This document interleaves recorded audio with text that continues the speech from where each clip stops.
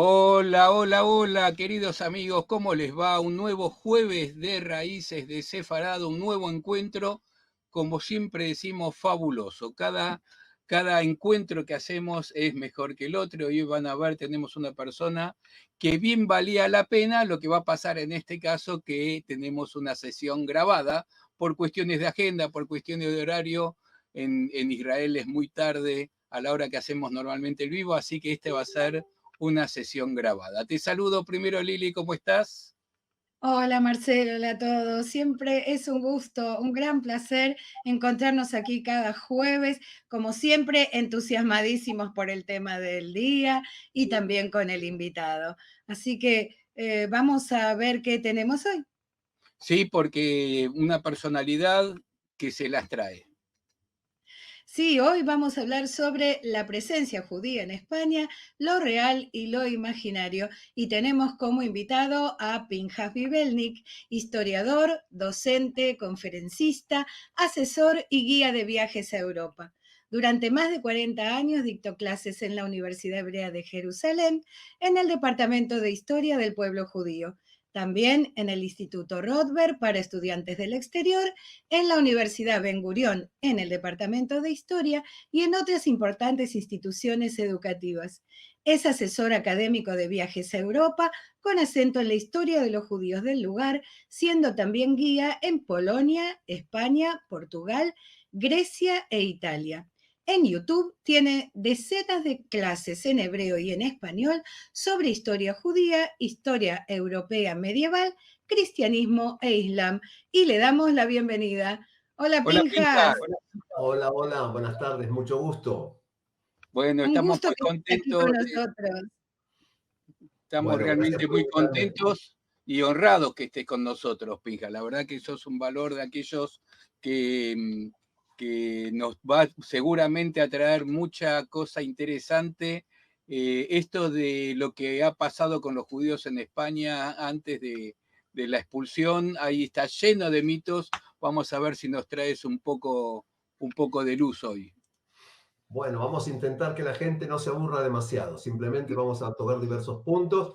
Como el tema es extenso, más de una vez será así tipo café instantáneo para que la gente empiece un poquito a degustar. Si luego quieren hacer preguntas otra vez, vamos a estar a vuestra disposición. Perfecto, le recordamos a todos que este es un programa grabado, pero que en todo caso, si quieren, nos mandan preguntas por mail, vamos a hacer los contactos si queda alguna duda, o quizás nos dé para otra charla, vamos a ver. Bueno, te dejamos Como- con tu presentación, Pijas. Bueno, muy bien. Entonces, el título de este encuentro lo he llamado La presencia judía en España, lo real y lo imaginario. Es decir, como en todo tipo de temas, hay puntos que tenemos absoluta certeza, otros que más o menos sabemos o no sabemos o imaginamos, y otros puntos que en forma total sabemos que son leyendas que fueron haciendo por el tiempo. Entonces vamos a compensar con el tema. Lo primero que quiero que veamos acá es que esto es la península ibérica, estamos hablando acá de aproximadamente 600.000 kilómetros cuadrados, hoy en día 500.000 tiene España, 90 y tantos mil tiene Portugal. Esto en una época se llamaba Iberia y los primeros que puse aquí son los nombres de la península ibérica. Iberia es un nombre que viene del celta y quiere decir algo así como puertos o los habitantes de los ríos. Hispania es el nombre que dieron los fenicios. Parece ser que por ser Iashfanim, la isla de los conejos, por encontrar conejos, luego los romanos lo van a llamar Hispania, de que España. Hespérides y Hesperia son dos nombres relacionados con el griego. Al-Ándalus lo van a llamar los musulmanes y Sefarad es el nombre que a partir del siglo VIII de la era común, los judíos van a llamarlo cuando consideran que Hispania es también Sefarad.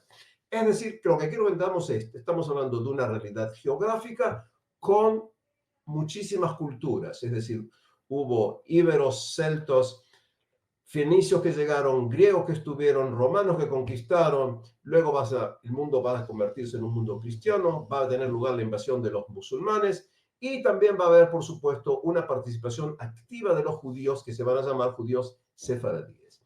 Entonces, continuando con esto, vamos a ver, la primera pregunta es, ¿cuándo llegaron los judíos a España o a la península ibérica?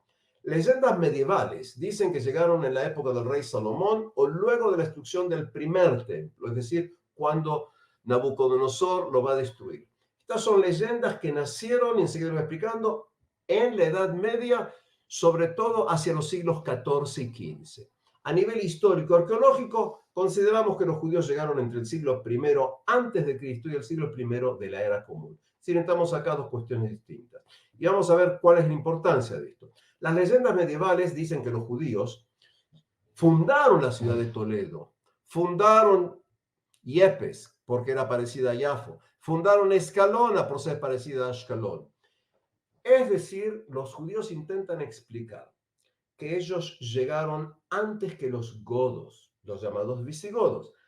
Implica que los judíos llegaron incluso antes de la crucifixión de Jesús. Son leyendas medievales que intentan explicar, nosotros estamos aquí incluso antes que ustedes. Muchas de estas leyendas las vamos a encontrar, también las van a tomar parte los mismos visigodos. Por ejemplo, ellos van a decir, fíjense, que son descendientes de godos, que eran descendientes de Gad. Es decir, que incluso parte de los pensadores cristianos medievales consideraban que ellos tenían, por decir así, sangre de los patriarcas, sí, por ser descendientes de Gad, uno de los hijos de Jacobo. Continuando con esto, en el siglo XV se tiene lugar lo que se llama la refundición de la crónica de 1344. Refundición quiere decir segunda edición.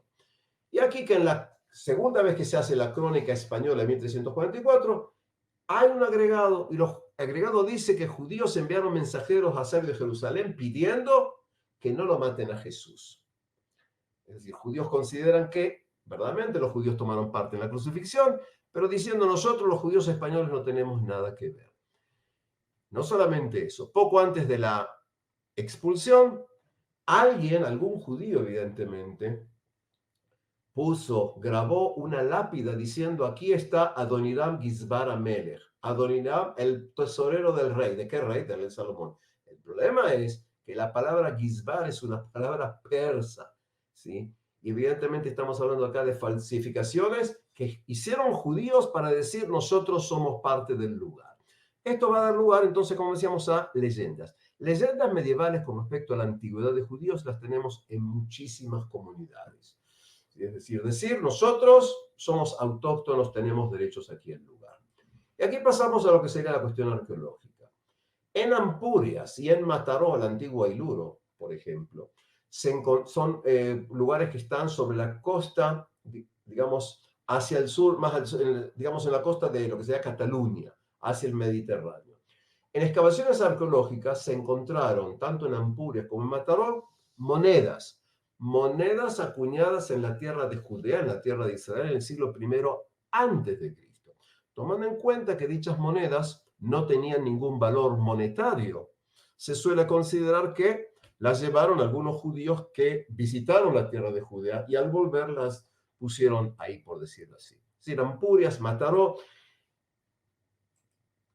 Acá tenemos una, si ustedes ven bien, espero que se pueda agrandar, de este lado acá izquierdo, vemos aquí, esto es un perfecto, digamos así, está discutido para qué, pero tenemos acá, está escrito acá en hebreo, Shalom al Israel, acá está escrito Shalom al Israel, esto es de un lugar llamado Tarragona, como dice aquí, acá vemos una menodá, si se fijan bien, vemos aquí también otros símbolos judíos, de este lado tenemos un shofar. Esto que se calcula que es entre el siglo I y aquí en el siglo IV y V, demuestra que hay una población judía en las zonas. Es decir, tenemos monedas, tenemos textos que dicen, por ejemplo, lo vamos a ver en el Talmud, es decir, se nombra a Hispania, aquí ahora no puedo traer los textos, y esto es lo que estamos viendo aquí. Se considera que en esta zona, ahora vamos viendo acá, en la zona de la costa, había ya población judía más o menos hacia el siglo I antes de Cristo o de la Era Común.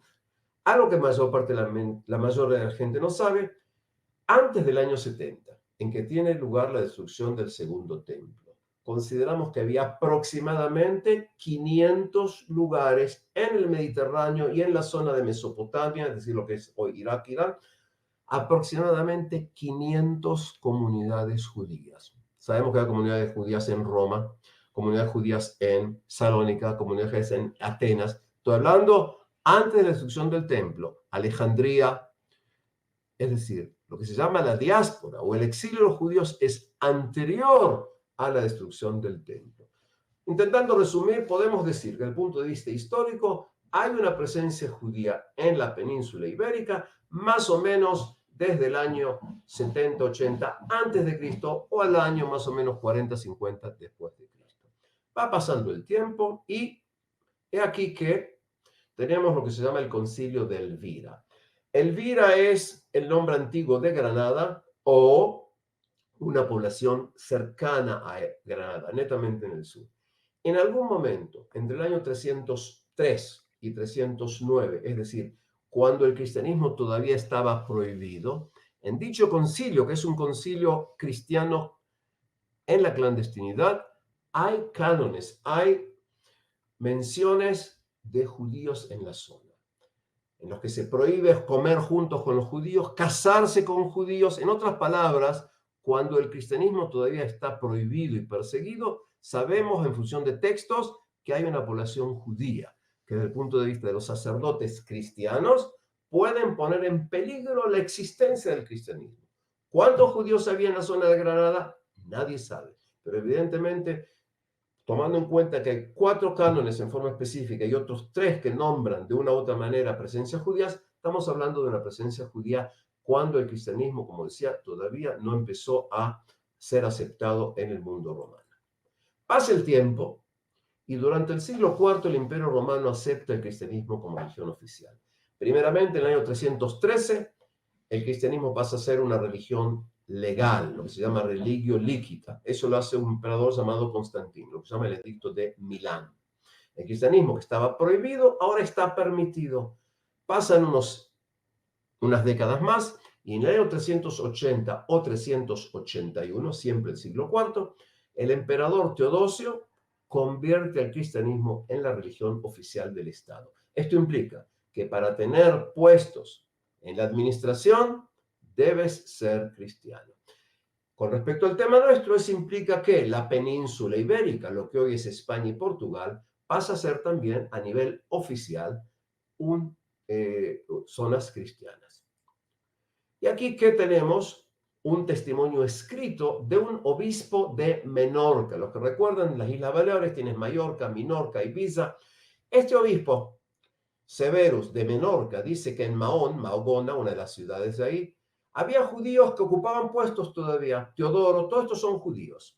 Era el doctor de la ley, se lo llamaba padre grande de la sinagoga, defensor de la ciudad, patrón del municipio. Inocencio era hermano de todos, o sea, había griego. Lectorio, todos estos son individuos nombrados por el obispo Severus y eran judíos que tenían puestos incluso en la administración en Menorca. Explica Severus que llegó un sacerdote con reliquias de San Esteban y logró hacer que hubiera ataques contra los judíos y que las sinagogas de estos judíos fueran convertidos en iglesias. Nuevamente, estoy hablando de cuándo llegaron los judíos y esto implica, por supuesto, que tienes presencia en la península y también en las islas que pertenecen a la península ibérica. Continúa el tiempo y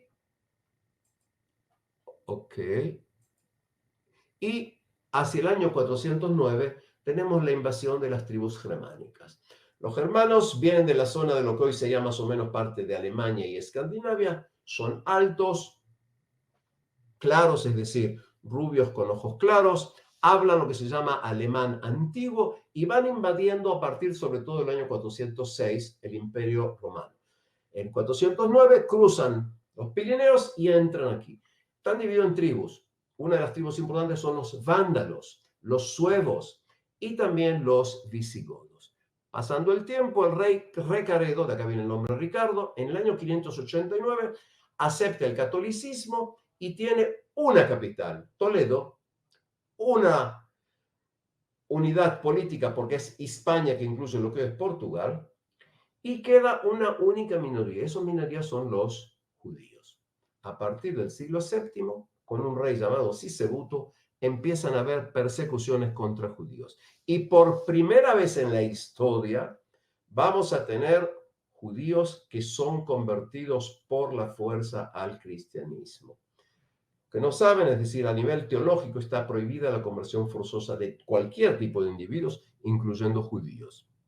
Eso no quiere decir que en la práctica no ocurrió. Vamos a ver que hay persecuciones contra judíos y, pasando tiempo, en el año 694, en el Concilio Número 17 de Toledo, se determina la esclavitud de los judíos y todos los judíos y judías menores de 14 años serán enviados a casas cristianas o monasterios. Es decir, para los judíos medievales, en las crónicas escritas por judíos en el medioevo, la época de la Hispania visigoda era considerada la peor época que tuvieron en Europa. Por supuesto, estoy hablando de crónicas o de escritos antes de la expulsión de España y antes de otro tipo de persecuciones contra ellos. Continúo un poquito más, si perseguido vamos a ver. Las razones de las persecuciones en la época visigoda, todos los historiadores que trabajan entienden que es básicamente por razones étnicas religiosas, no económicas. Los judíos en la época visigoda que tenemos registrados, sobre todo en las decisiones y las órdenes de los concilios visigodos, que eran muy antijudíos, no hablan de judíos ricos, no hablan, por supuesto, no existe el préstamo.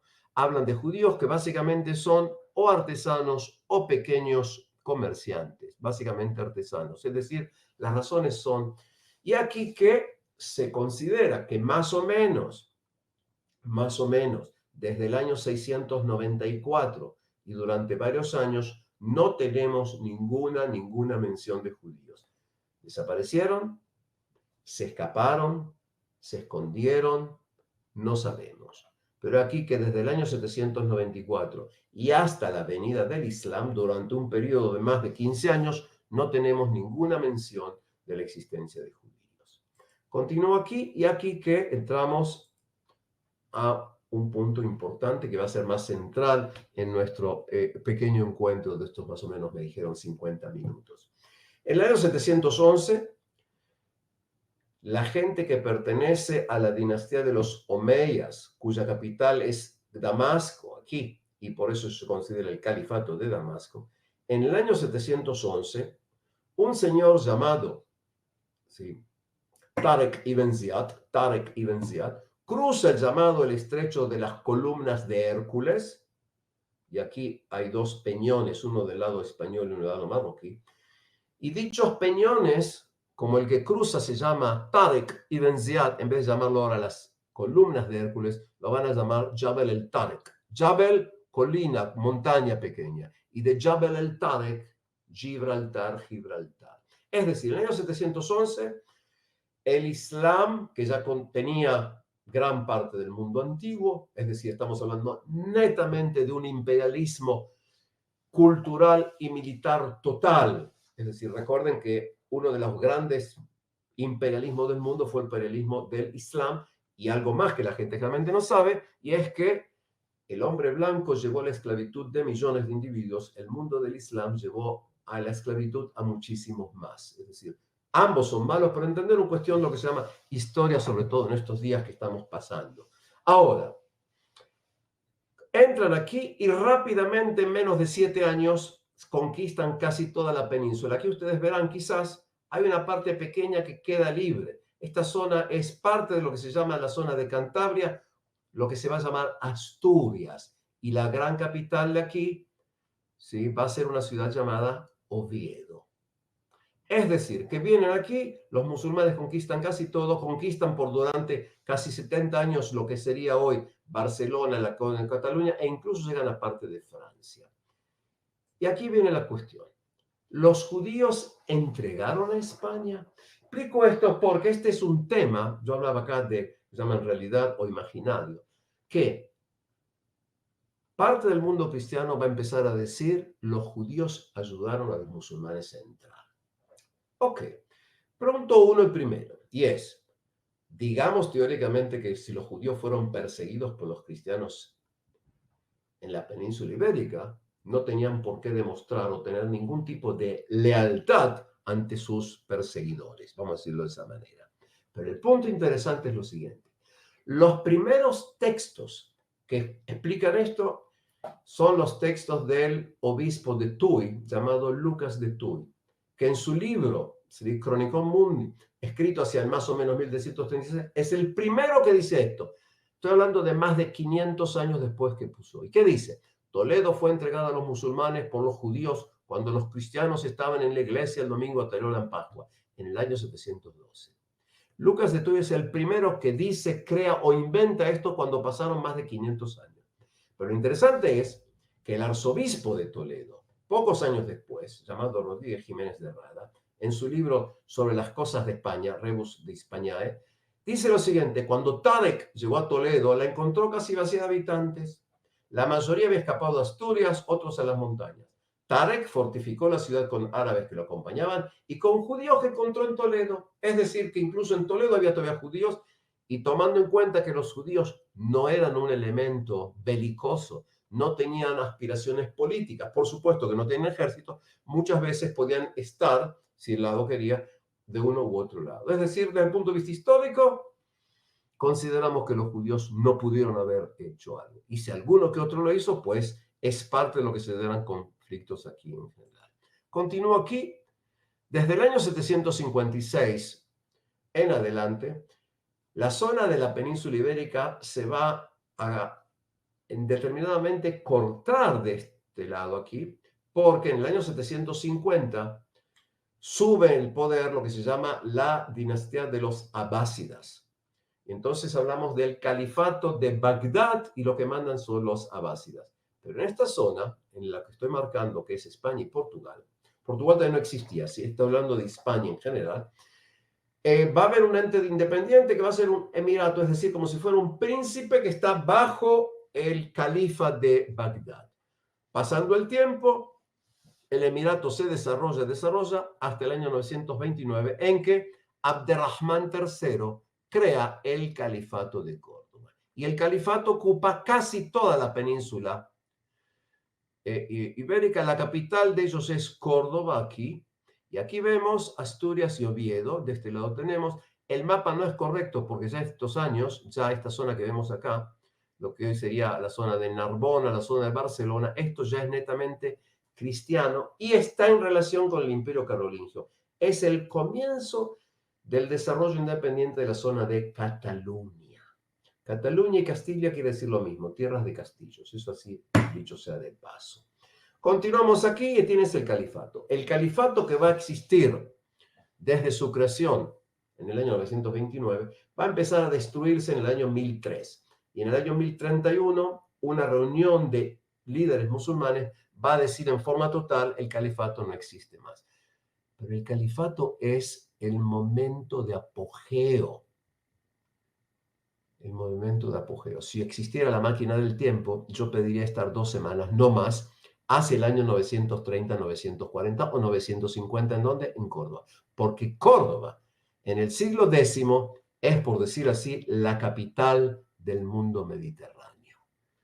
En Córdoba había aproximadamente 500.000 habitantes y tenía las bibliotecas con más de 400.000 manuscritos que estaban, el catálogo eran 50 manuscritos. Para que entendamos, yo digo que en el año 900 había más o menos 500.000 de habitantes aquí, cuando en París de 1250, 300 años después, cuando tienes ya Notre Dame y tienes la Sorbona, había entre 35.000 a 50.000 habitantes. Es decir, que en todas las dimensiones Córdoba es la capital. Y aquí que tenemos, esto empezó a hacerse a partir del año 756. En el siglo X, en la época de la califato, llegan a ver aquí 1088 columnas. Eso implica conocimiento arquitectónico, eso implica dinero, y hoy en día se puede, por supuesto, visitar. Esto es Córdoba, esto es el Mihrab, es decir, donde se va rezando. Y aquí que tenemos grandes sabios. Muhammad ibn Musarra, gran filósofo musulmán. El gran médico Abul Qasim. Yo traigo acá solamente personajes que actuaban en Córdoba. Uno de los grandes médicos de la antigüedad. Ibn Hazm, escritor, historiador, poeta, netamente antijudío en sus escritos, cuando discute con Shmuel Hanagit, el que va a nombrar, en sus escritos en árabe lo llama Yehud ibn Kalb, es decir, judío hijo de perros. Es decir, los intelectuales también muchas veces se insultaban, odiaban. Lo que ves aquí, esta es una estatua que tienes en la ciudad de Córdoba.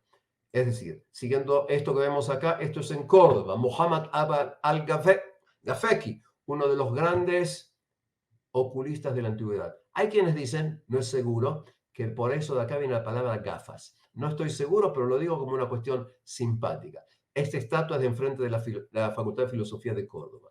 Este de acá, Averroes o Ibn Rushd, uno de los más grandes pensadores que nació unos 10 o 15 años antes que Maimónides. Esta es una estatua de él en la ciudad de Córdoba. Es decir, hay una gran creación en el pensamiento, en la cultura musulmana. ¿Por qué explico esto?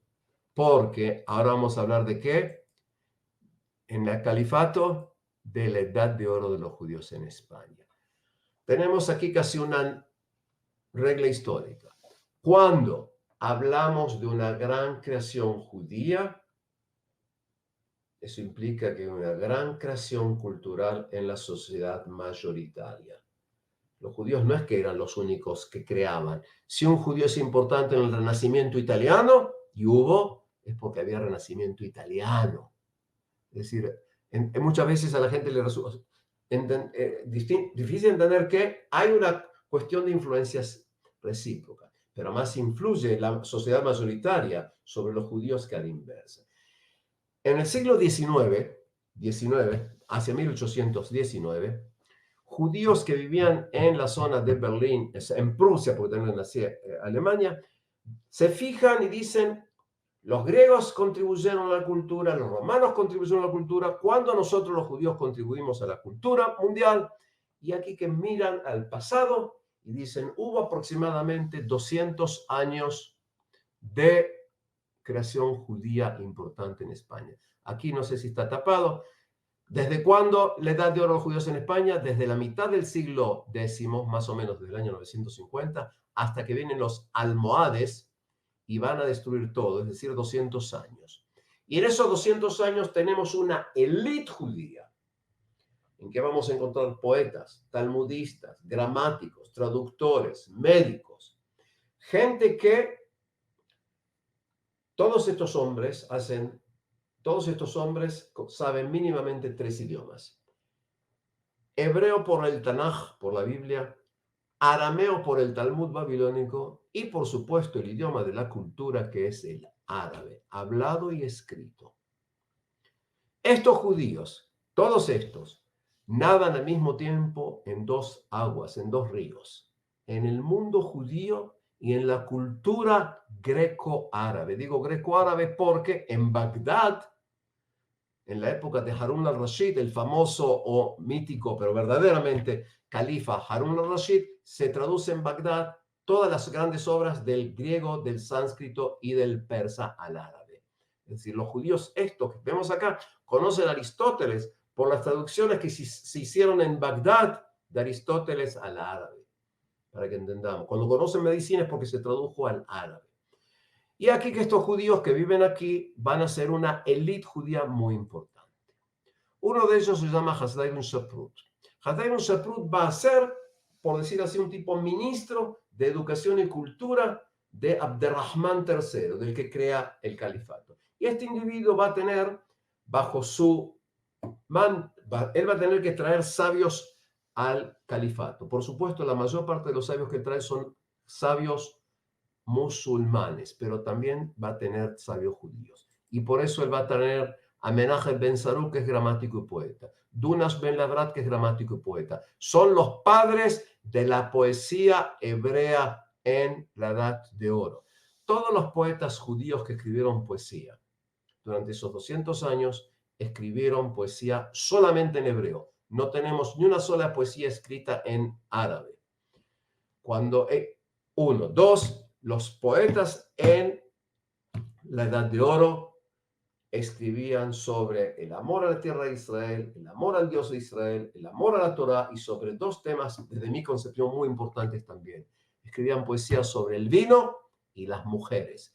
Esto no tiene comparación, no se hizo ni en Marruecos, ni en Yemen, ni en Polonia. Solamente hubo un poeta que vivió en Italia, contemporáneo de Dante llamado Immanuel Jaromí, que hizo eso. Pero salvo eso, solamente estos poetas escriben.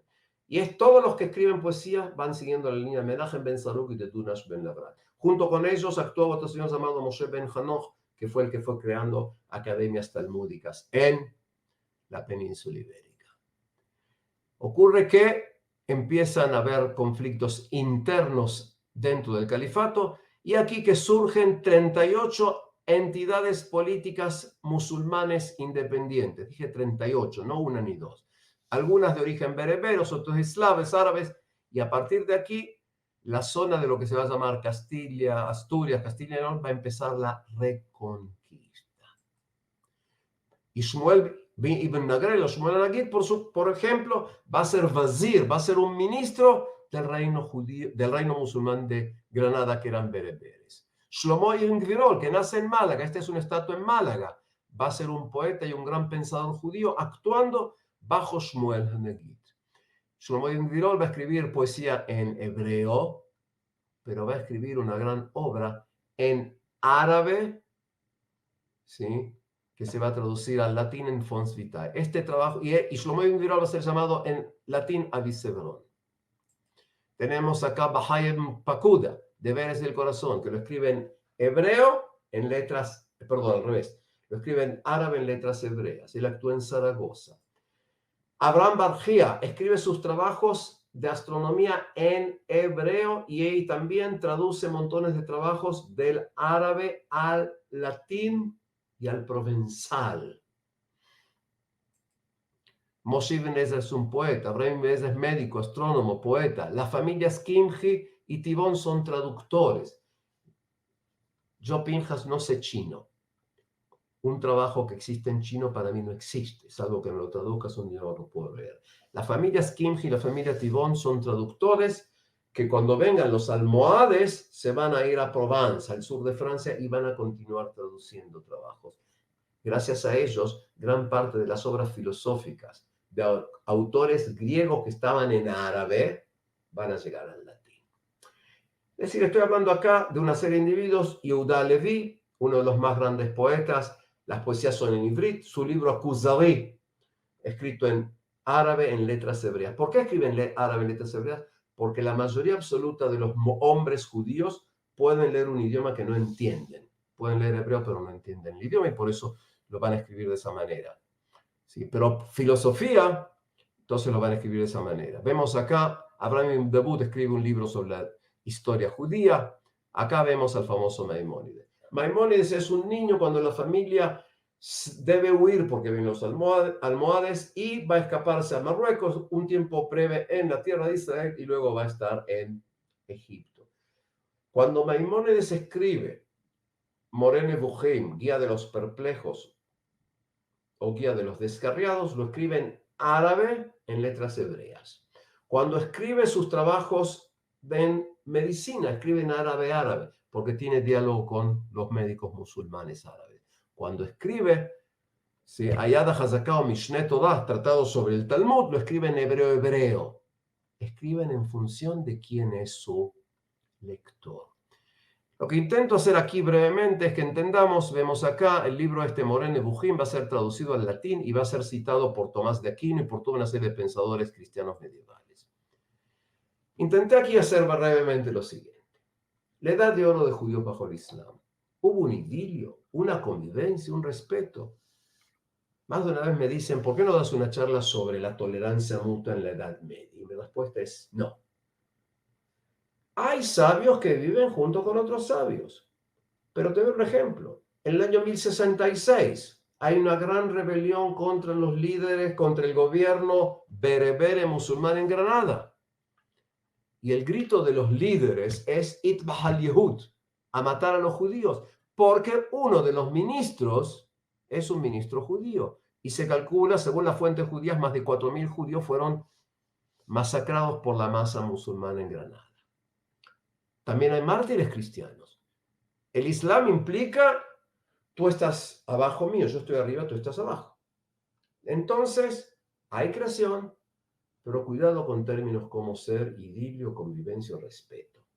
el judío y el musulmán tienen que pagar todos los años jizya, un impuesto per cápita. Si no, se lo puede convertir en esclavo.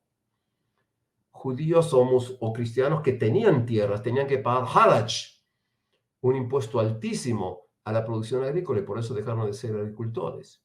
En otras palabras, sin exagerar, hay acá 200 años de una gran creación judía. Los judíos son una minoría, tienen su creación. ¿Sí? Te voy a decir de otra manera, cuando era niño, fui una vez, yo pensaba que en Italia la gente estaba parado haciendo colas para pedir un autógrafo a Miguel Ángel, o a Rafaelo, o a Donatello. No son los ninjas, simplemente que entendamos. No, la mayoría de los italianos no sabían leer y escribir. ¿Sí? Es decir, cuando Dante escribe, la mayor parte de los italianos no saben leer, ni latín ni italiano. Pero te manejas por elite. Cuando Shakespeare escribe, Shakespeare muere en 1616, se calcula que sabían leer y escribir menos del 5% de los ingleses. Es decir, cuidado con esos individuos que son, por decir así, una cúspide de algo. Hay un medio, pero la mayor parte de la gente no está junto con ellos. Y aquí pasa el tiempo y empieza, por eso decía, ¿todos los judíos eran sabios de Adán? No, tenemos aquí un grupo determinado que va marcando y va llevando, porque las poesías de Yehuda Leví, por ejemplo, van a difundirse para todo el mundo. Parte de las poesías de Shlomo Tirol van a entrar al Sidur, van a entrar a las oraciones judías, para que entendamos, decir, es parte de la litúrgica judía.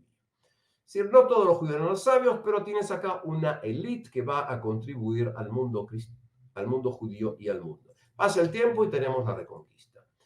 Se atribuye a don Pelayo en la batalla de Covadonga, allá en algún momento, por el año 720-726, haber parado el avance musulmán. Es una figura mítica. Esto es una foto que he sacado, ¿sí?, en Covadonga. Y empieza la reconquista. Tenemos acá el reino que se va formando de Portugal, la primera capital en Oporto, no Lisboa. Lisboa todavía está bajo los almohades, Castilla, Aragón, Navarra, y pasa el tiempo.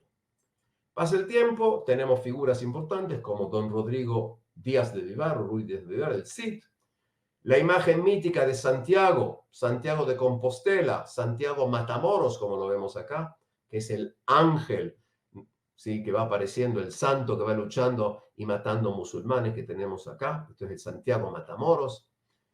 Y paulatinamente se va conquistando esta es la realidad política hacia el año 1250 hasta 1482. Si vamos a hablar acá luego de 4 reinos cristianos y un reino musulmán abajo llamado Granada. Porque la reconquista no duró 800 años. Hubo un periodo de unos más o menos 200 años, paró hasta que lleguemos a Fernando e Isabel. Y se va construyendo ciudades como ser Ávila, Valencia, Olite, Segovia, Tui, Santiago de Compostela. Es decir, vemos que hay un desarrollo de la sociedad cristiana. Y dentro de ese desarrollo, cuando tenemos reyes, parte de estos reyes van a utilizar unos pocos, lo vuelvo a decir otra vez, poquísimos judíos que saben árabe, además de saber castellano, por decir así, el idioma de Castilla o zonas de Aragón, y estos pocos judíos van a estar en la corte. Y como van a estar en la corte, se van a dedicar a tratar de ser los que abastecen a los reyes. Alfonso VI, cuando conquista Toledo en mayo de 1085. Luego otros reyes. Entonces, ¿qué es la economía judía? Un pequeñísimo número de judíos son cortesanos y tesoreros. Paréntesis, la mayoría de los cortesanos y los tesoreros son cristianos, no judíos. No exageremos con eso. Tenemos judíos que son comerciantes. La mayoría absoluta de los judíos son artesanos y pequeños comerciantes. En la península ibérica, a diferencia de lo que son las zonas de Ashkenaz o de zonas musulmanas y demás, los judíos van a trabajar en todas las actividades económicas y artesanales, exceptuando 2. No había judíos pastores ni esquiladores de ovejas. ¿Por qué? Porque estaba la Mesta, que era el gran gremio cristiano que no permitía la entrada de no cristianos. Los judíos hasta la expulsión, tomando en cuenta que reciben terrenos. Porque ¿qué ocurre? Voy a dar un ejemplo. El rey Fernando III, llamado el Santo, conquista a la ciudad de Sevilla en el año 1248. Y de la entrega a los judíos 3 mezquitas para que las conviertan en sinagogas. Y además reparte tierra. El que quiera venir a vivir aquí recibe tierra. Yo me llamo Juan, soy cristiano, yo me llamo Moisés y soy judío. Vengo a vivir en esa zona y el rey me da una parcela de tierra. Soy zapatero, pero una vez por semana o cada 2 semanas, a la mañana voy a trabajar mi parcela de tierra y regreso a la noche a la ciudad amurallada. Y por eso vamos a ver que hasta la expulsión, vamos a ver judíos que tienen viñedos, olivares y huertas. Y el vino judío, llamado vino judianco, es un vino que los judíos exportan porque es vino kasher. Otros datos más, a principios del siglo XV, el 15% de los recaudados de impuestos eran judíos, sí, pero el 85% eran cristianos. Puedes decir, cuidado, los judíos eran más o menos el 5 por 6% de la población, claro, pero la mayoría absoluta de los judíos viven en pequeñas ciudades. No son campesinos, incluso si tienen tierras. Eso implica que el porcentaje es más o menos igual. Y luego tienes médicos, traductores, como vemos acá, geógrafos, es decir, astrónomos. El porcentaje de ellos es pequeño, pero son muy importantes. Es decir, cuando hablamos de médicos, de traductores, de geógrafos, y voy a dar aquí algunos que otros ejemplos. Antes de eso, en la economía, tenemos listas de impuestos. Muchas veces los judíos piensan que todos los judíos eran médicos o ricos. Grave error. Muchas veces los antisemitas piensan que todos los judíos eran ricos. Grave error. Cuando hacemos estudios, y lo hizo así mi grandísimo, ya fallecido amigo profesor Yom Tov Asís, él trabajó en Aragón, yo trabajé sobre Navarra. Cuando vemos cómo los judíos pagan impuestos al rey, ocurre lo siguiente. El 3% de los judíos son mayores. Estos son los términos que figuran en los documentos del siglo XIV. Mayor quiere decir que tiene mucho dinero. El 72% son medianos o mayores, es decir, pagan siendo una categoría baja o media. Pero el 25% de los judíos son non pudientes. No tienen con qué pagar impuestos. Si el rey los exime de pagar impuestos, quiere decir que la situación era pésima. En otras palabras, tienes una pequeña élite judía, pero la mayor parte de los judíos son o medianos o mayores y muchísimos son pobres. Hay grandes escritos. Desde el punto de vista histórico, es Moisés de León y no Rabbi Shimon Bar Yochai, el autor del libro Zohar, quizás el libro más importante en la mística judía. Moisés de León lo terminó de escribir o de editar en la ciudad de Ávila, allá por el año 1270 y tantos. Entonces tenemos mística judía. En hebreo, Rashba, Harashba, Alajá. Este hombre es uno de los grandes judíos que trabaja básicamente en la ciudad de Barcelona. Y él es el que va a hacer que venga desde Maguncia, Ashkenaz, a Toledo, un rabino llamado Arosh, Rabbi Asher Badichiel. Es decir, tenemos grandes trabajos en la Alajá, en el mundo de la Alajá judía. Yaakov bar Asher, que es el hijo del que nombré recién, Rabbi Asher Badichiel, va a escribir con su equipo hacia el año 1340 Arbat Atudim, que es uno de los libros básicos en la Alajá, porque intenta compendiar la Alajá Ashkenazi con la Alajá Sfaradí, es decir, la ley judía de un lugar con la ley judía de otro. Yosef Albo va a escribir acá lo que se llama Sefer HaIkarim, en hebreo, libro de los principios. Todos los Abulafia va a escribir Jardín de Proverbios Enigmas. Son todas transcripciones en hebreo. Pero va a haber la Escuela de Traductores de Toledo. Es decir, judíos, judíos, cristianos, o sea, judíos que se convirtieron al cristianismo y cristianos trabajan traduciendo obras en Toledo y en Córdoba. Son judíos los que van a hacer las tablas alfonsíes. Bajo el rey llamado Alfonso X el Sabio, que reinó de 1252 a 1284, va a haber un equipo de astrónomos judíos que van a hacer las tablas alfonsíes por el rey Alfonso. Las tablas estas son tablas importantísimas durante por lo menos 5 siglos para navegación. Abraham Zacuto, que estudió un tiempo en Salamanca, aunque no estaba permitido que judíos, y luego se va a terminar yendo ¿a dónde? A Portugal, va a ser un almanaque perpetuo importantísimo para astronomía. Abraham y Judas Crescas, de la ciudad de la zona de Mallorca, van a ser Atlas catalán, uno de los atlas más importantes en la geografía medieval. Por supuesto que esto va a estar escrito en latín. Shem Tov de Carrión escribe sus proverbios en castellano, en la lengua de Castilla. ¿Todos los judíos eran sabios? Por supuesto que no. Tenemos un porcentaje pequeño. Quiero que entendamos. Había zonas en que, habiendo 200 judíos, 4 eran médicos. Perdón, si había 200 judíos, de 1 a 4 eran médicos. Si uno era médico, quiere decir que el 0.5% de los judíos eran médicos. Si eran 4 médicos, quiere decir que el 2%. Pero si damos en cuenta toda la población judía y en vez de hablar de 400, hablo de 2.000 y lo multiplico, el número es mucho menor. La cuestión es la siguiente. Tenemos reyes como el rey Carlos de Navarra, que durante su reinado 5 médicos lo atendieron a él.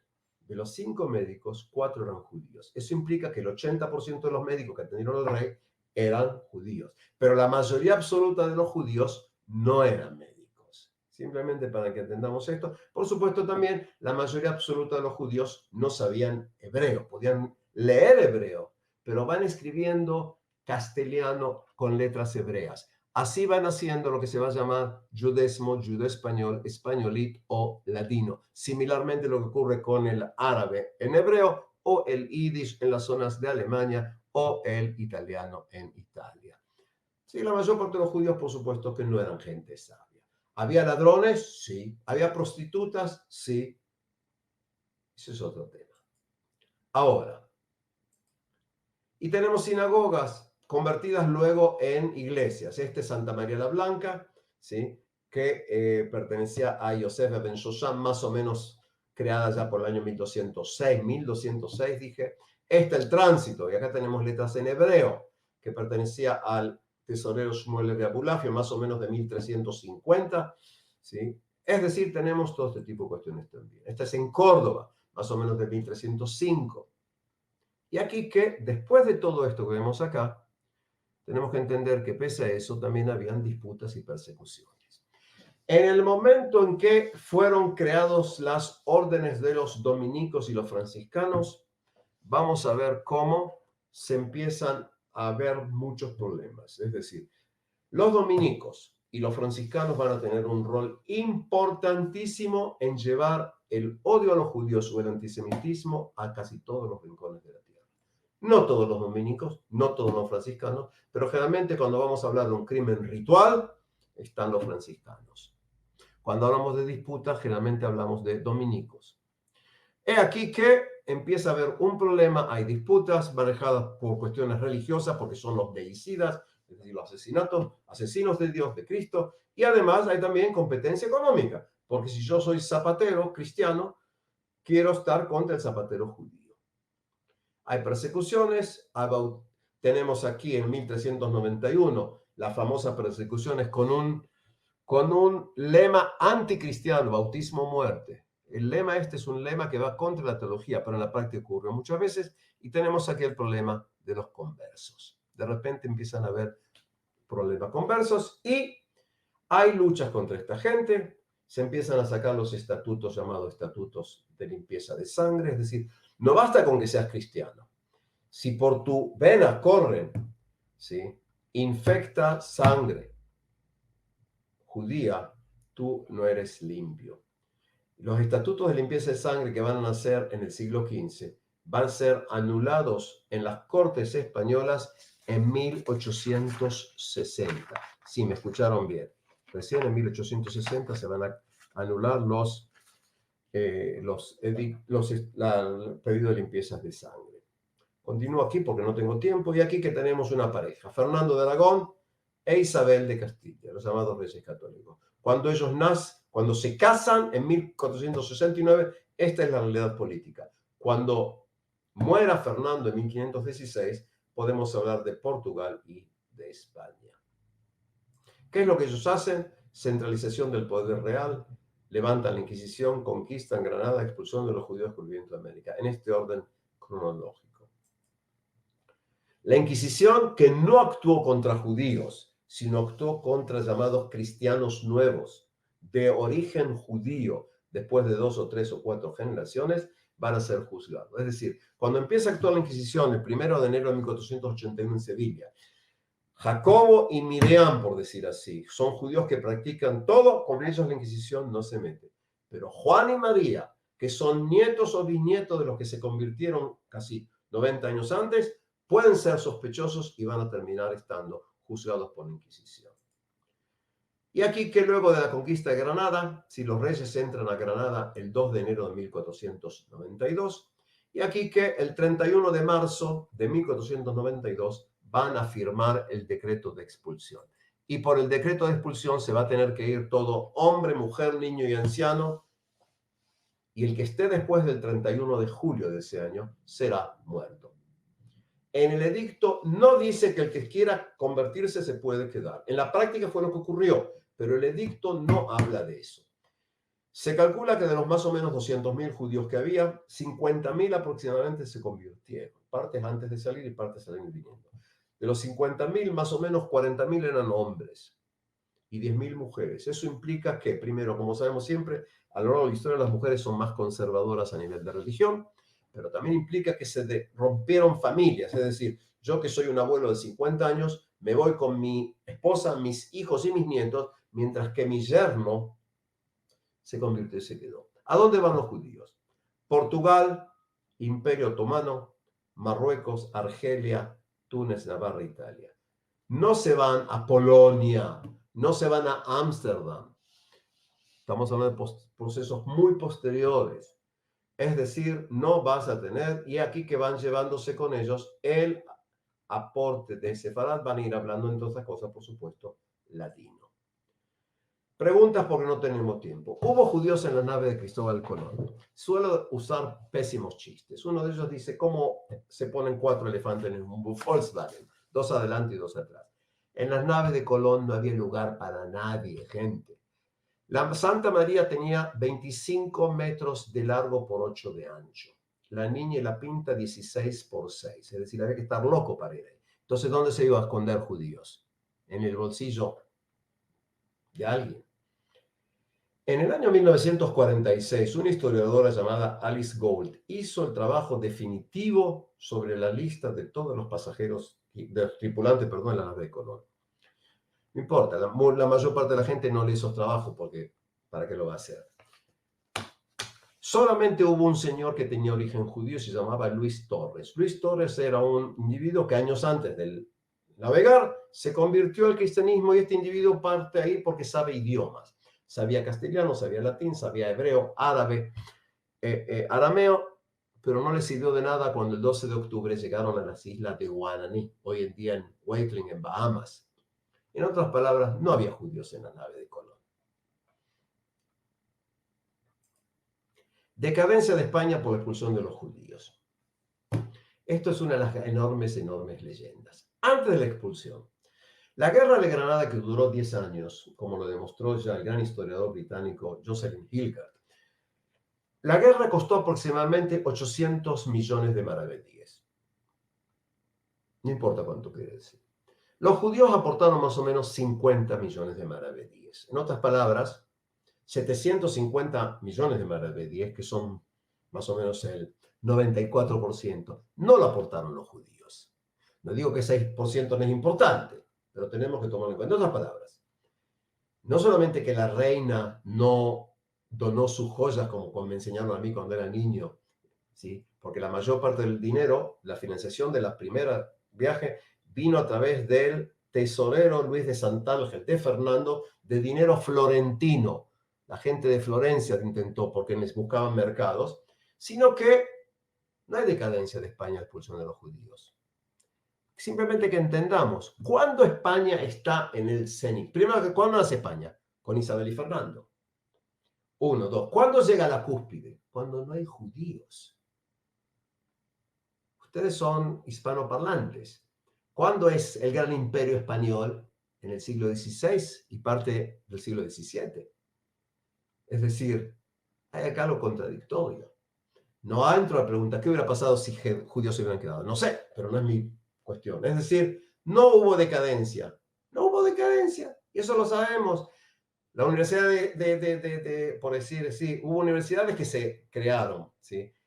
En 1499, ¿sí?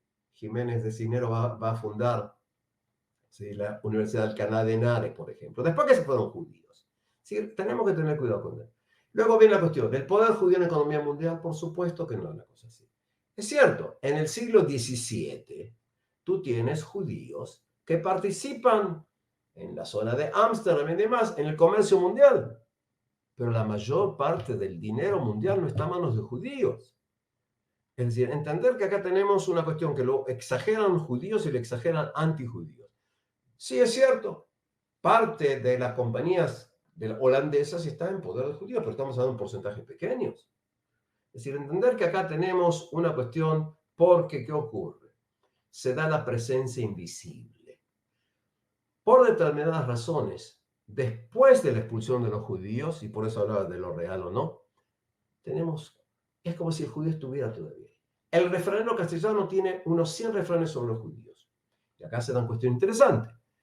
Entre los grandes místicos y humanistas del siglo XVI, Santa Teresa de Jesús, que es la santa patrona de España, San Juan de la Cruz, el gran místico, Fray Luis de León, de Salamanca, Juan Luis Vives, el gran humanista, esta gente, desde el punto de vista de sangre, sí, 100% de su sangre es judía. ¿Por qué? Porque fueron bisnietos de conversos, pero no eran judíos, eran cristianos.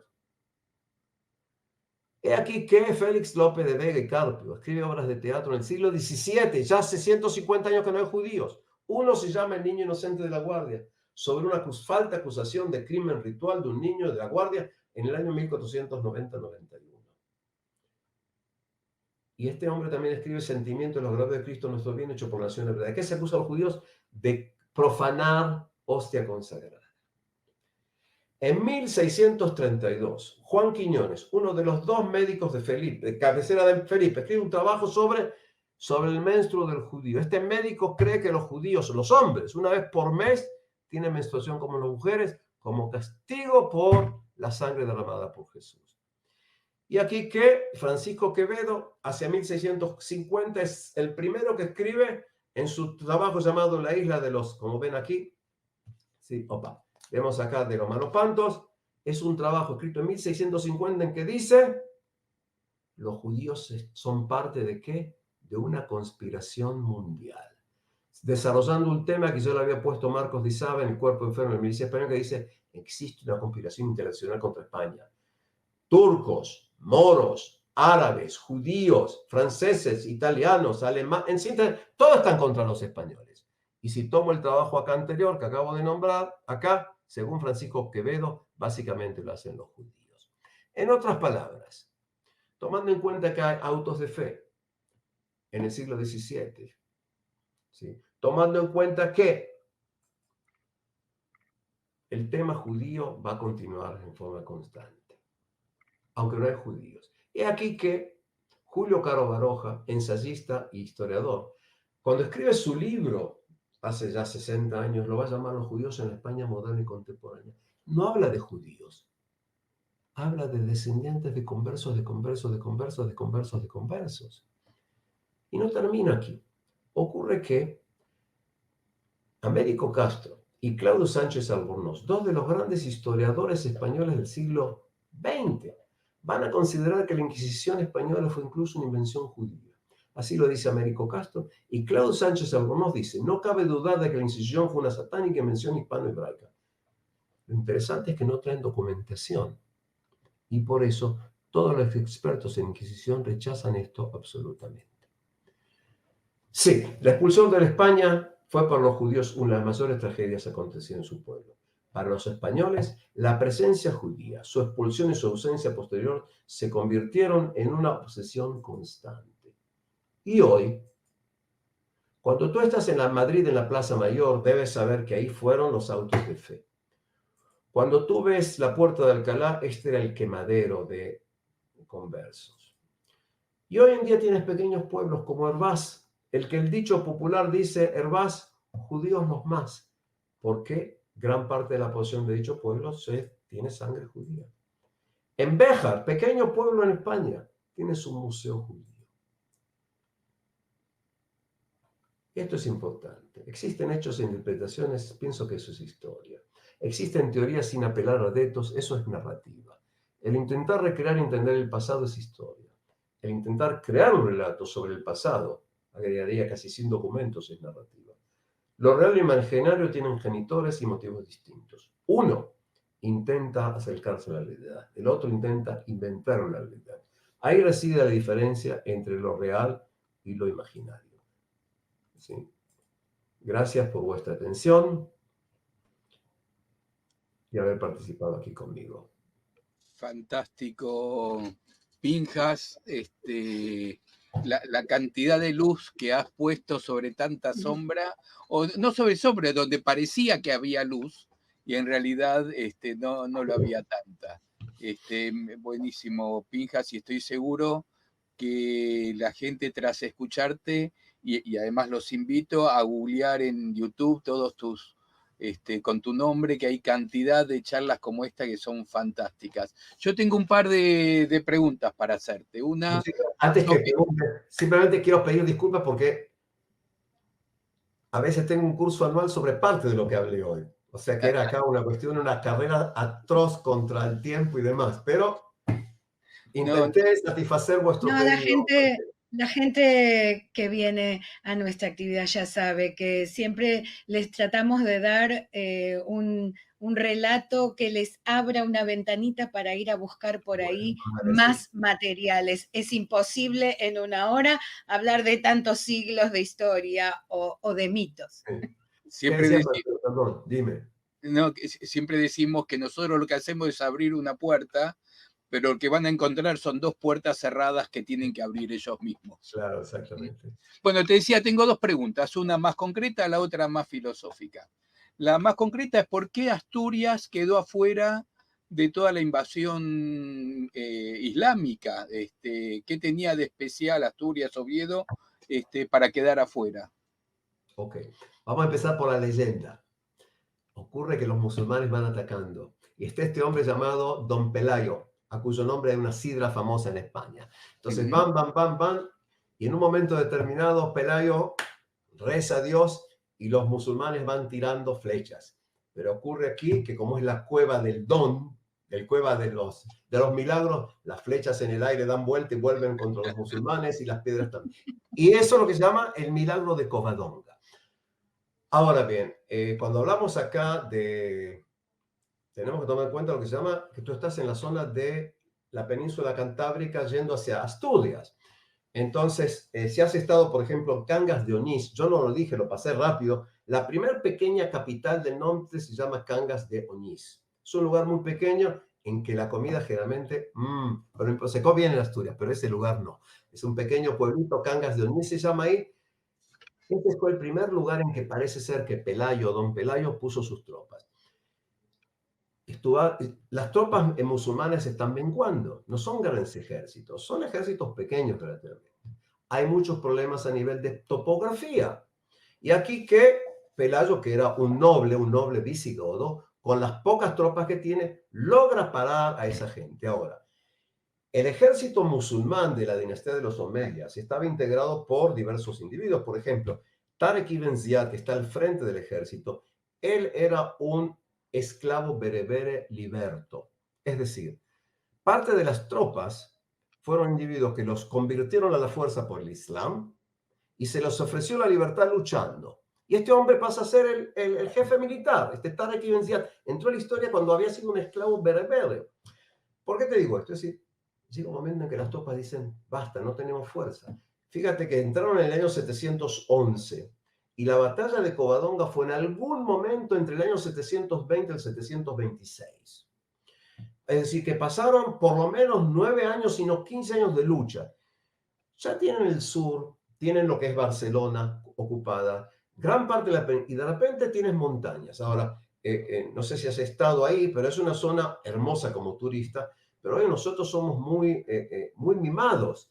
Agarras el auto y paseas ahora, estás yendo ahí, a pie, con mulas, con caballos.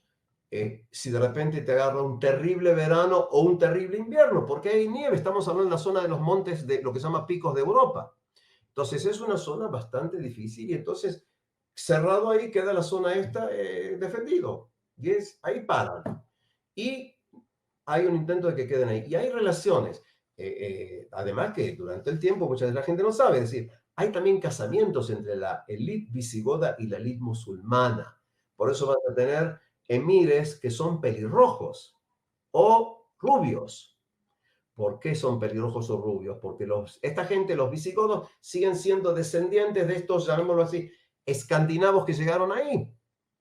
Es decir, y también lo ves por nombres, es decir, Recaredos es un nombre de origen alemán, Richard. Tenés muchas cuestiones acá. Alfonso, ¿sí? Que viene derivado del Wolf, de Adolf. ¿Sí? Tienes acá muchas. Entonces tienes aquí, hay una relación de guerra, hay un sometimiento y se van dando. Y entonces lo paran ahí. Fíjate, es más, se da el fenómeno de lo que llaman los mozárabes. Si yo viviera fuera español, diría mozárabe, es decir, ¿quiénes son los mozárabes, por decir así? Son los cristianos que viven bajo el poder del Islam y hablan árabe y traducen al árabe gran parte de su ritual cristiano. Es decir, empieza a darse acá un contacto cultural. Por supuesto, el musulmán arriba, el cristiano abajo y el judío también abajo. Esa es parte de lo que... Entonces, quedó parado ahí. Pero fíjate además, siguiendo esto, cuando yo era niño, seguramente ustedes también me decían que la Reconquista duró 800 años. No, la Reconquista empieza aproximadamente hacia más o menos 1050. Claro. Porque después de 300 años, cuando el califato se empieza a desarmar de adentro, ¿sí? Empieza a darse esto, que del norte Asturias empieza a conquistar.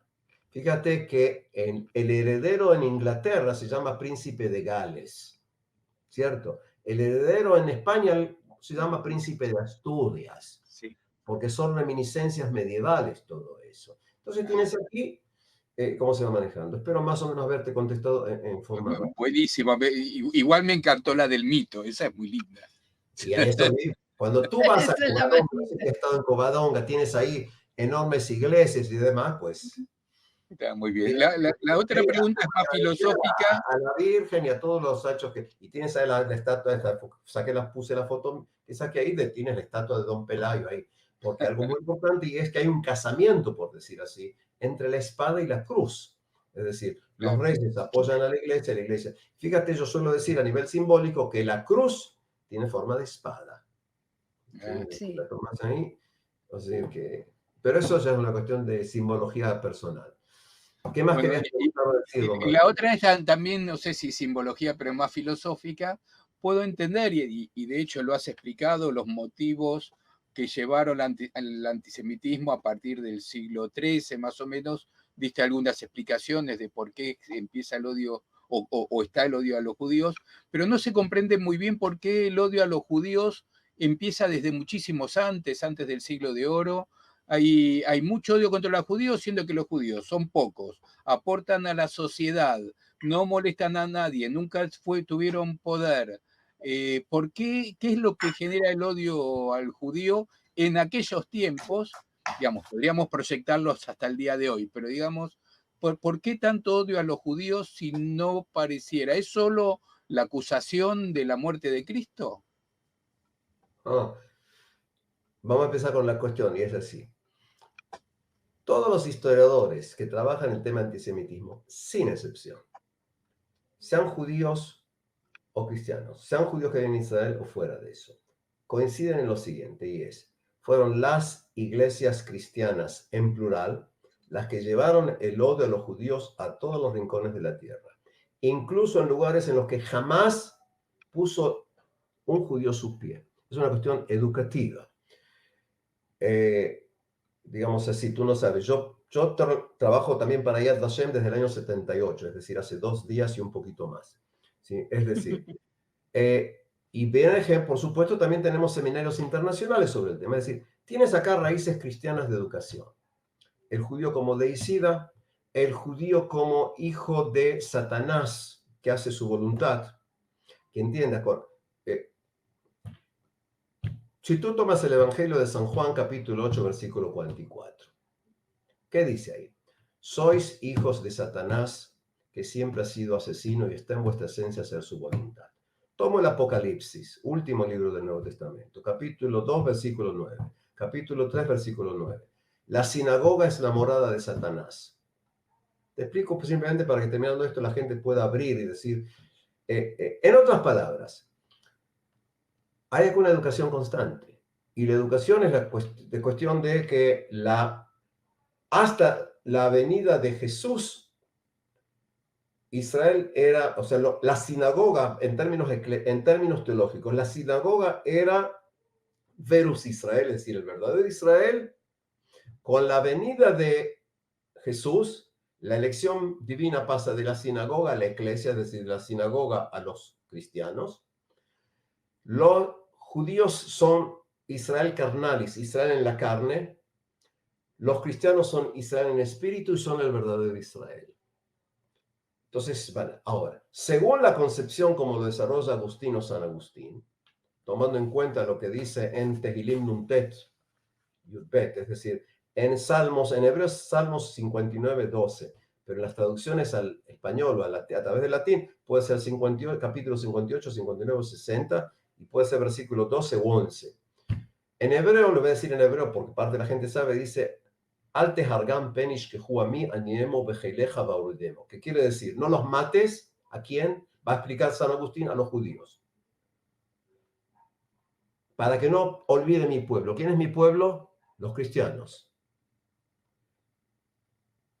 Puedes humillarlos y hacerlos ir de un lugar al otro. Esa va a ser la postura agustiniana que el Papa Gregorio I Magno va a adoptar. Y esa va a ser la doctrina cristiana, básicamente los católicos, en determinada medida la ortodoxa griega también. Es decir, a los judíos los puedes mantener en total humillación y los puedes expulsar donde tú quieras. Está prohibido matar a judíos, porque los judíos son testimonio viviente de la verdad del Antiguo Testamento y del Nuevo Testamento y tienen un rol hacia el final de los días. Tienen lo que se llama 3 funciones. Y esto es parte de educación.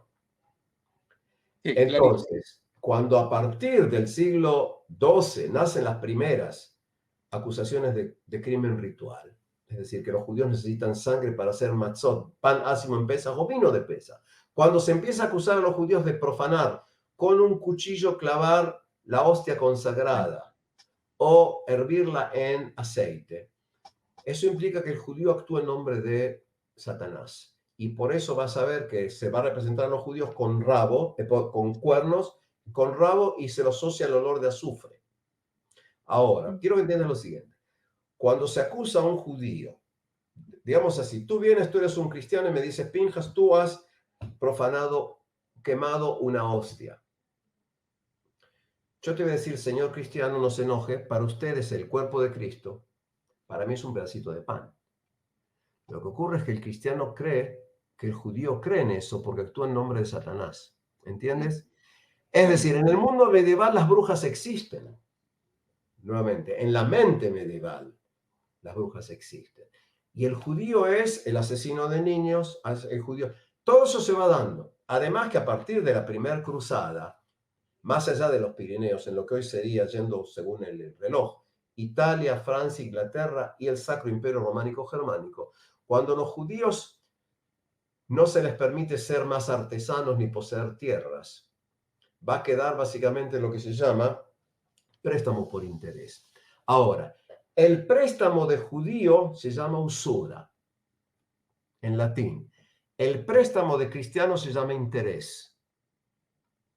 ¿Por qué? Porque hay un problema. Yo puedo hablarte acá, total, no tengo problema, tengo que irme más tarde.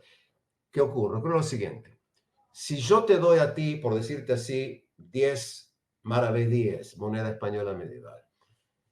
No vamos a dar una cifra. Te doy a ti 100 maravedíes. Si después de un año tú me devuelves 100 maravedíes, perdí plata. Entonces, ¿qué se hace el cálculo? Digamos lo siguiente. Digamos que con 100 maravedíes yo compro 10 gallinas.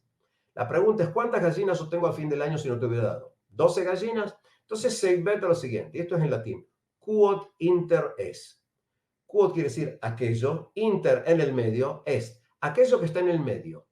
Y de acá la palabra interés. Cuando un cristiano presta a un cristiano dinero, eso es interés. Cuando un judío presta, eso es usura. Lo interesante es que los grandes prestamistas medievales son los lombardos, que están en el norte de Italia, y en los caursinos de Francia. En idiomas eslavos, yo sé muy poco, pero en polaco, en ruso. Lombard quiere decir empeñador. Cuando tú estás en Polonia y ves que dice Lombardio, es porque es un empeñador. Tú puedes llevarle un reloj y que te den dinero. Ahora, en el City of London, en la ciudad de Londres, tú tienes The Star Street y al lado tienes Lombard Street. En Lombard Street estaban los prestamistas italianos, por eso llaman a veces los lombardos. ¿Por qué empiezo con esto? Los judíos prestan los préstamos pequeños, lo que se llama préstamo de consumo. Es decir, tú, Marcelo, necesitas 100 pesos para comprar remedio. Te doy 100 pesos. Pero Juancito necesita 1.000.000 de pesos para hacer una empresa. Eso se llama préstamo por inversión. El judío se dedica al préstamo de consumo. Te comes la plata. Cuando yo necesito mucho dinero, ¿a quién voy? Voy a un cristiano. Todos conocen a uno de los prestamistas más grandes de Europa, los Medici. La gente me dice, no, son banqueros. Perdón, no entendí. ¿Qué diferencia hay entre un banquero y un prestamista? Es una cuestión semántica. Es decir, la gente compra eso. Entonces, es más, tú tienes documentos medievales en que hay gente que toma préstamos y que dice, escrito en latín, que el interés cristiano es mayor que la usura judía. ¿Entiendes lo que estoy diciendo? Es decir, este te pide 50, te pide 30. Ahora, pero usan los términos. Entonces, ¿quién es el usurero? El judío. El cristiano es banquero. Y estás hablando de... Es decir, entramos acá a una serie de cuestiones que se va de... Y así se va desarrollando el estereotipo judío medieval. Dicho sea de paso, sin hacer propaganda, porque igual no me pagan, yo tengo 20 charlas de un proyecto educativo y si no me equivoco, en el segundo ciclo hay 20 charlas. Íbamos a llegar hasta el siglo XX, pero hubo un problema como ocurre de financiación. Ahora, en una de las charlas del segundo periodo explico constantemente todo el asunto cómo se va desarrollando el estereotipo judío medieval. ¿Sí? Es decir, entender que son temas que se van tratando. Hace muchos años, cuando tenía más pelo que para la Universidad Abierta de Jerusalén escribí las unidades sobre el antisemitismo medieval. Estoy hablando allá por los años 80. Se ve que no tenía lo que hacer, entonces escribí esa cosa.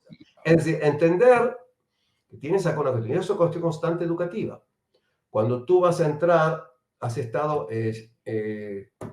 Liliana seguro estuvo, no sé tú también, en lo que se llama la iglesia, lo que se llama Corpus Christi en Segovia.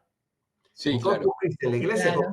esa era la sinagoga mayor. Ahora, cuando tú entras ahí, en la sinagoga, perdón, hoy en día es la iglesia de Corpus Christi, tú tienes un mural que se hizo en 1903 o 1905, no me acuerdo exactamente en este momento. Con la Se hizo en el hostia, siglo XX. De la quema de la hostia. la quema de la hostia. Es el milagro que se habla en esa iglesia, que los judíos quisieron quemar con aceite hirviendo una hostia, que es un milagro. La gente cree eso. Mira, no quiero aquí entrar a cuestiones de análisis de religiones porque a veces la gente se enoja, pero quiero que entendamos lo siguiente, y es, la gente cree todo tipo de historias y lo va mamando desde pequeño.